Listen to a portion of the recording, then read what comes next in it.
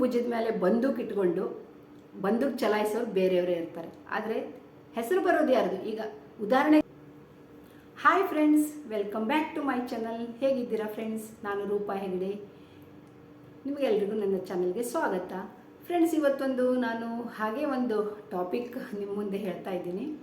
ಏನು ಅಂದರೆ, ಈಗ ಕಲಿಯುಗ ನಡೀತಾ ಇದೆ ಅಲ್ವಾ? ಕಲಿಯುಗದಲ್ಲಿ ಏನು ಬೇಕಾದ್ರೂ ಆಗುತ್ತೆ. ಆಮೇಲೆ ಫ್ರೆಂಡ್ಸ್, ನಾವು ಏನೋ ಒಂದು ಒಳ್ಳೆ ಕೆಲಸ ಮಾಡಬೇಕು ಅಂತ ಬಂದಿರ್ತೀವಿ. ಒಳ್ಳೆ ಕೆಲಸ ಅಂತ ನಾವು ಬಂದಾಗ ನಮಗೆ ತುಂಬ ಅಡಚಣೆಗಳು ಬಂದೇ ಬರುತ್ತೆ. ಯಾವುದೇ ಒಂದು ನೀವು ಏನೋ ಒಂದು ಸಾಧಿಸಬೇಕು, ಏನೋ ಒಂದು ಒಳ್ಳೆಯದನ್ನು ಮಾಡಬೇಕು ಅಂದಾಗ ನಿಮ್ಗೆ ಅದರ ಮಧ್ಯೆ ಏನಾದರೂ ಒಂದು ಕಷ್ಟ ಕಾರ್ಪಣ್ಯಗಳು ಬಂದೇ ಬರೋದು ಸಹಜ ಅಲ್ವಾ? ಹಾಗೆ ಯಾರ ಲೈಫಲ್ಲಾದರೂ ಏನಾದರೂ ಒಂದು ಬರುತ್ತೆ.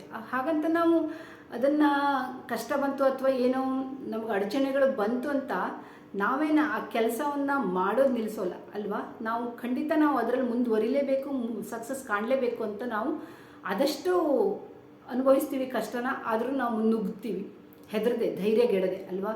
ಹಾಗೆ ನಾನು ಹೇಳ್ತೀನಿ ಇದನ್ನು ಯಾಕೆ ಅಂತ. ಫ್ರೆಂಡ್ಸ್, ನಾವು ರೋಡಲ್ಲಿ ಹೋಗ್ತಾ ಇದ್ದಾಗ, ಒಂದು ಕಲ್ಲು ಮಣ್ಣಿನ ರೋಡು ಅಂತ ಇಟ್ಕೊಳ್ಳಿ. ರೋಡಲ್ಲಿ ಹೋಗ್ತಾ ಇರುವಾಗ ಕಲ್ಲು ಮುಳ್ಳುಗಳು ರೋಡಲ್ಲಿ ಸಿಗೋದು ಸಹಜ ಅಲ್ವಾ? ಯಾವುದೇ ಒಂದು ರೋಡಾಗಲಿ ಒಂದು ಸ್ವಲ್ಪ ಇದು ರೋಡ್ ಚೆನ್ನಾಗಿಲ್ಲ ಅಂದರೆ ಕಲ್ಲು ಮುಳ್ಳುಗಳು ಜಾಸ್ತಿ ಇರುತ್ತೆ. ಹಾಗಂತ ಕಲ್ಲು ಮುಳ್ಳುಗಳು ಇದೆ ಅಂತ ನಾವು ರೋಡಲ್ಲಿ ಹೋಗೋದು ನಿಲ್ಲಿಸ್ತೀವ? ಖಂಡಿತ ನಿಲ್ಲಿಸಲ್ಲ ಅಲ್ವಾ? ನಾವು ಮುನ್ನುಗ್ತೀವಿ, ರೋಡಲ್ಲಿ ನಡ್ಕೊಂಡು ಹೋಗ್ತಾನೆ ಇರ್ತೀವಿ. ನಮಗೆ ನಡ್ಕೊಂಡು ಹೋಗುವಾಗ ಕಲ್ಲು ಸಿಕ್ತು, ಮುಳ್ಳು ಸಿಕ್ಕುತ್ತೆ ಅಂತ ನಾವು ಹೋಗೋದನ್ನು ನಿಲ್ಲಿಸಲ್ಲ. ಹಾಗೆ ರೋಡಲ್ಲಿ ಇನ್ನೊಂದು ಹೇಳ್ತೀನಿ, ರೋಡಲ್ಲಿ ಹೋಗ್ತಾ ಇರುವಾಗ ನಾಯಿಗಳು, ಬೀದಿ ನಾಯಿಗಳು ಆ ಕಡೆ ಈ ಕಡೆ ಇದ್ದೇ ಇರುತ್ತೆ. ಬೀದಿ ನಾಯಿಗಳು ಇಲ್ಲದೆ ಅಂತೂ ಇರಲ್ಲ. ಎಲ್ಲ ಕಡೆ ರೋಡಲ್ಲಿ ಬೀದಿ ನಾಯಿಗಳು ಇದ್ದೇ ಇರುತ್ತೆ. ಹಾಗಂತ ಅವು ನಮಗೆ ಕಚ್ಚಕ್ಕೆ ಬರಲ್ಲ.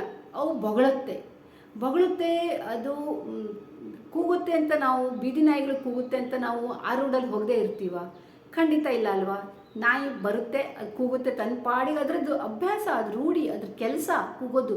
ಯಾರನ್ನೇ ಕಂಡ್ರೆ ಕೂಗೋದು ಅದರದ್ದು ಒಂದು ಕೆಲಸ ಆಗಿರುತ್ತೆ. ಅದು ಕೂಗ್ತಾ ಇರುತ್ತೆ, ನಮ್ಮ ಪಾಡಿಗೆ ನಾವು ಹೋಗ್ತಾ ಇರ್ತೀವಿ. ನಾವು ಅಷ್ಟೊಂದು ಹೆದರ್ಕೊಳ್ಳದೆ ಅಥವಾ ಒಂದು ಸರಿ ನಿಂತ್ಕೋತೀವಿ ನಾಯಿ ಇದೆ ಅಂತ, ಆದರೆ ನಾವು ಗೊತ್ತಾಗುತ್ತೆ ಇದು ಕಚ್ಚೋದಲ್ಲ ಬಿಡು, ಬೊಗಳೋ ನಾಯಿ ಅಂತ ನಾವು ಹೋಗ್ತಾ ಇರ್ತೀವಿ. ಹಾಗೆ ತುಂಬ ನಮ್ಮ ಲೈಫಲ್ಲೂ ಅಷ್ಟೇ ಕೆಲವೊಂದು ಘಟನೆಗಳು ಹೀಗೆ ನಡೆಯುತ್ತೆ. ಬೊಗಳ್ತಾ ಇರ್ತಾರೆ ಜನ, ಏನೇನೋ ಮಾತಾಡ್ತಾ ಇರ್ತಾರೆ. ನಾವು ಯಾವುದಕ್ಕೂ ಹೆದರಬಾರ್ದು, ಧೈರ್ಯಗೆಡಬಾರ್ದು. ನಮ್ಮ ಕೆಲಸ ನಾವು ಮಾಡ್ತಾನೆ ಇರಬೇಕು. ನಾನಂತೂ ಇಷ್ಟೇ ಹೇಳ್ತೀನಿ, ನನಗೆ ಯಾವತ್ತೂ ನಾವು ಪಾಸಿಟಿವಿಟಿಯಲ್ಲಿ ತುಂಬ ಬಿಲೀವ್ ಮಾಡ್ತೀನಿ. ನಾನು ಯಾವಾಗಲೂ ಯಾರೇ ಏನಂದ್ರೂ, ಏನೋ ಅಂದರು ಅಂತ ನಾನು ನನ್ನ ದಿನನ, ನನ್ನ ಒಂದು ಆತ್ಮಸ್ಥೈರ್ಯನ ನಾನು ಕಳ್ಕೊಳ್ಳೋಕ್ಕೆ ಯಾವತ್ತೂ ರೆಡಿ ಇಲ್ಲ. ತುಂಬ ಜನರು ತುಂಬ ಥರ ನಿಮಗೆ ತೊಂದರೆ ಕೊಡಲಿಕ್ಕೆ ರೆಡಿ ಇರ್ತಾರೆ. ನೀವೇನಾದರೂ ಒಂದು ಕೆಲಸ ಮಾಡ್ತೀರಿ ಅಂದಾಗ ನಿಮಗೆ ಯಾವುದಾದ್ರು ಒಂದು ರೀತಿಯಲ್ಲಿ ನಿಮ್ಮ ರಸ್ತೆಯನ್ನು, ಅಂದರೆ ರಾಸ್ತಾ ಅಂತ ಹೇಳ್ತಾರೆ, ಹಿಂದಿದು ಬಂದ್ಬಿಡುತ್ತೆ ನನಗೆ, ಸಾರಿ. ನಮ್ಮ ರಸ್ತೆಯನ್ನು ಅಡ್ಡ ಹಾಕಲಿಕ್ಕೆ, ಕಟ್ ಮಾಡಲಿಕ್ಕೆ ಯಾರಾದರೂ ಬರ್ತಾರೆ. ಅಂಥವ್ರು ಬರ್ತಾರೆ, ಹೋಗ್ತಾರೆ ಅವ್ರ ಪಾಡಿಗೆ. ನಮ್ಮ ಪಾಡಿಗೆ ನಾವು ಮುಂದೆ ಹೋಗ್ತಾ ಇರಬೇಕು ಅಷ್ಟೇ ನಾನು ಹೇಳ್ತೀನಿ. ಹಾಗೆ ಒಬ್ಬೊಬ್ಬರಿಗೆ ಗೊತ್ತೇ ಇರಲ್ಲ. ಏನಾಗುತ್ತೆ ಅಂದರೆ, ಯಾರಾದರೂ ಒಬ್ಬರು ಇನ್ನೊಬ್ರನ್ನ ಎಷ್ಟು ಯೂಸ್ ಮಾಡ್ಕೋಬೇಕು ಅಷ್ಟು ಯೂಸ್ ಮಾಡ್ಕೊಳ್ತಾರೆ. ಹಾಗಂತ ಈ ಕಲಿಯುಗದಲ್ಲಿ ಹಾಗೆ ಇವತ್ತು ಮಾಡಿದ್ದನ್ನು ನಾಳೆ ನೀನು ಈ ಕಾಲದಲ್ಲಿ ಮಾಡಿದ್ದನ್ನು ಈ ಕಾಲದಲ್ಲೇ ಅನುಭವಿಸ್ಕೊಂಡು ಹೋಗಬೇಕು. ಈಗ ಮಾಡಿದ್ದನ್ನು ಈಗಲೇ ಅನುಭವಿಸ್ಬೇಕು. ಅಂದರೆ ಮಾಡಿದ್ದು ಉಣ್ಣೋ ಮಹಾರಾಯ ಅಂತ ಯಾವಾಗಾದರೂ ಅದು ಅನುಭವಿಸಲೇಬೇಕು. ಕಲಿಯುಗದ ಒಂದು ನಿಯಮ ಅಂತಲೇ ಹೇಳ್ಬೋದು. ನಾವು ಇಲ್ಲಿ ಏನು ಒಳ್ಳೆ ಕರ್ಮನ ಮಾಡಿರ್ತೀವೋ ಅದು ನಮ್ಗೆ ಒಳ್ಳೆಯದಾಗಿ ಸಿಗುತ್ತೆ. ನಾವು ಯಾವ ಕೆಟ್ಟ ಕರ್ಮವನ್ನು ಮಾಡಿರ್ತೀವೋ ಅದು ಕೆಟ್ಟದಾಗಿ ರಿಟರ್ನ್ ಬಂದೇ ಬರುತ್ತೆ. ನಾವು ಯಾವ ಕೆಲಸ ಮಾಡಿರ್ತೀವೋ ಅದು ನಮ್ಗೆ ರಿಟರ್ನ್ ಬಂದೇ ಬರುತ್ತೆ ಒಂದಲ್ಲ ಒಂದಿನ. ಹಾಗಾಗಿ ನಾವು ಆದಷ್ಟು ಒಳ್ಳೆ ಕೆಲಸ ಮಾಡಲಿಕ್ಕೆ ನೋಡಬೇಕು. ತುಂಬ ಜನರಿಗೆ ಯಾವುದೇ ಒಂದು ರೀತಿಯಲ್ಲಾದರೂ ತೊಂದರೆ ಕೊಡ್ಲಿಕ್ಕೆ ನೋಡ್ತಾರೆ. ಅದು ಹೇಗೆ ಅಂತಂದರೆ, ಅದು ಗೊತ್ತಿಲ್ಲದೇ ಒಬ್ಬರು ಬೇರೆಯವ್ರನ್ನ ತುಂಬ ಒಂದು ರೀತಿ ಯೂಸ್ ಮಾಡ್ಕೊಳ್ಳೋದಿರುತ್ತೆ. ಯೂಸ್ ಆ್ಯಂಡ್ ಥ್ರೋ, ಅಂದರೆ ಅವ್ರಿಗೆ ಗೊತ್ತಿರಲ್ಲ ನಮ್ಮನ್ನು ಯೂಸ್ ಮಾಡ್ಕೊತಾ ಇದ್ದಾರೆ ಅಂತ. ಹೀಗೆ ಭಾಳ ಯೂಸ್ ಮಾಡಿಕೊಂಡು ತುಂಬ ಅವ್ರಿಗೆ ಹೆಲ್ಪ್ ಮಾಡ್ದಂಗೆ ಮಾಡ್ತಾರೆ. ಆಮೇಲೆ ಒಂದು ಟೈಮ್ ಬಂದಾಗ ಅವರನ್ನು ಎತ್ತಿ ಬಿಸಾಕ್ತಾರೆ. ಅವರಿಗೆ ಗೊತ್ತೇ ಇರಲ್ಲ ನನಗೆ ಈ ಥರ ಆಗುತ್ತೆ ಅಷ್ಟರಲ್ಲಿ ಅವರನ್ನು ಎತ್ತಿ ಆ ಕಡೆ ಬಿಸಾಕೆ ಹಾಕ್ತಾರೆ. ಅಂಥವ್ರು ಯಾರನ್ನ ಉಪಯೋಗಕ್ಕೆ ಅಥವಾ ಯಾರನ್ನ ಹೆಲ್ಪಿಗೆ ಬರುವಂಥವ್ರಲ್ಲ, ಅವ್ರು ತಮ್ಮ ಒಂದು ಸ್ವಾರ್ಥಕ್ಕಾಗಿ ಅವರನ್ನು ಯೂಸ್ ಮಾಡ್ಕೊಂಡಿರ್ತಾರೆ, ಯೂಸ್ ಮಾಡ್ಕೊಳ್ಳಿಕ್ಕೆ ಬಂದಿರ್ತಾರೆ. ಅವ್ರಿಗೆ ಅದು ಗೊತ್ತೇ ಇರಲ್ಲ. ಹೇಗೆ ಅಂತಂದರೆ, ಯಾರಿಗೆ ನಿಮಗೆ ನಾನು ಹೆಲ್ಪ್ ಮಾಡ್ತೀನಿ ಅನ್ನೋದು ತೋರಿಸ್ಕೊಳ್ತಾರಲ್ಲ, ಆದರೆ ಅದು ನಿಜವಾಗಿ ಹೇಳಬೇಕು ಅಂದರೆ ಅವರು ಹೆಲ್ಪ್ ಮಾಡ್ತಾ ಇರಲ್ಲ, ಇವ್ರ ಭುಜದ ಮೇಲೆ ಇಟ್ಕೊಂಡು ಬಂದೂಕನ್ನು ಇಟ್ಕೊಂಡು ಅವ್ರು ಚಲಾಯಿಸ್ತಾರೆ. ಹೆಸರು ಇವರದ್ದು, ಹೆಸರು ಹಾಳಾಗೋದು ಇವರದ್ದು, ಇವ್ರಿಗೆ ಅಪಾಯ, ಇವ್ರಿಗೆ ಆಪತ್ತು ಬರುವಂಥದ್ದು. ಆದರೆ ಮಾಡೋ ಕೆಲಸ ಹಿನ್ನೆಲೆಯಲ್ಲಿ ಒಬ್ಬರು ಇರ್ತಾರೆ. ಇವ್ರ ಭುಜದ ಮೇಲೆ ಬಂದೂಕು ಇಟ್ಕೊಂಡು ಬಂದೂಕು ಚಲಾಯಿಸೋರು ಬೇರೆಯವರೇ ಇರ್ತಾರೆ. ಆದರೆ ಹೆಸರು ಬರೋದು ಯಾರ್ದು? ಈಗ ಉದಾಹರಣೆಗೆ ಹೇಳ್ತೀನಿ, ಒಂದು ಎಕ್ಸಾಂಪಲ್ ಕೊಡ್ತೀನಿ. ಈಗ ನನ್ನ ಹಿಂದಿನ ಯಾರೋ ಒಬ್ರು ಇದ್ದು ಕೆಲಸ ನಾನು ಮಾಡ್ತೀನಿ, ಆ ಕೆಲಸ ನಾನು ಮಾಡಲ್ಲ, ಆದರೆ ನನ್ನ ಮೂಲಕ ಬೇರೆಯವ್ರು ಮಾಡಿಸ್ತಾರೆ. ಅಂದರೆ ನೋಡಲಿಕ್ಕೆ ನಾನು ಕಣ್ಣಿಗೆ ಕಾಣಿಸ್ತೀನಿ, ಆದರೆ ಹಿಂದ್ಗಡೆಯಿಂದ ಯಾರೂ ನನಗೆ ಆ ಥರ ಒಂದು ಇದು ಮಾಡಿಸೋವಂಥದ್ದು ಒಂದು ಭಾಳ ಈ ಥರ ಎಲ್ಲ ನಡೆಯುತ್ತೆ. ಅಂದರೆ ಈ ಕಲಿಯುಗದಲ್ಲಿ ಏನು ಬೇಕಾದರೂ ನಡೆಯುತ್ತೆ ಫ್ರೆಂಡ್ಸ್.